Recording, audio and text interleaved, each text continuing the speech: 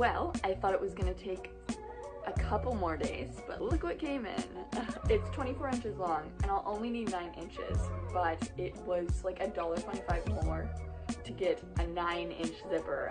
I'm not gonna pay more for less zipper, so I'll just take this zipper and trim it down myself and then stitch zipper stops onto this zipper. So I'm gonna go take the boning out so that it's not a giant caterpillar, and then I will stitch the zipper on, and then I get to put the boning back in. After lots of measuring and comparing and making sure that they're placed in the same spot, I've got my zippers basted in. I've cut them how they need to be cut.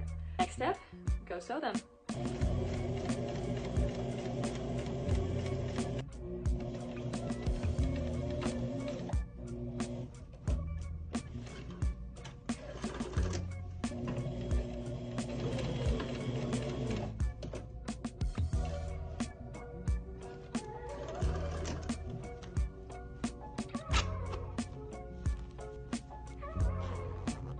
I've got the zipper on and I just trimmed the boning and installed the boning now, so we've got our caterpillar back.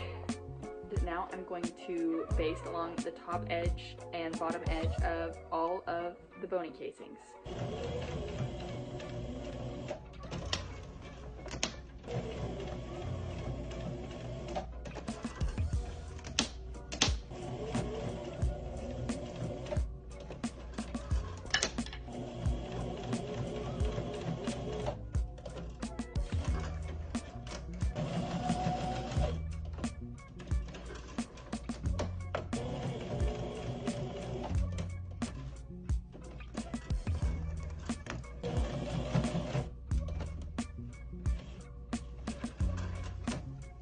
Okay, got all of the boning in the corset and got everything basted so that they're stuck, and I figured I would try it on now that I have the zipper and the boning installed.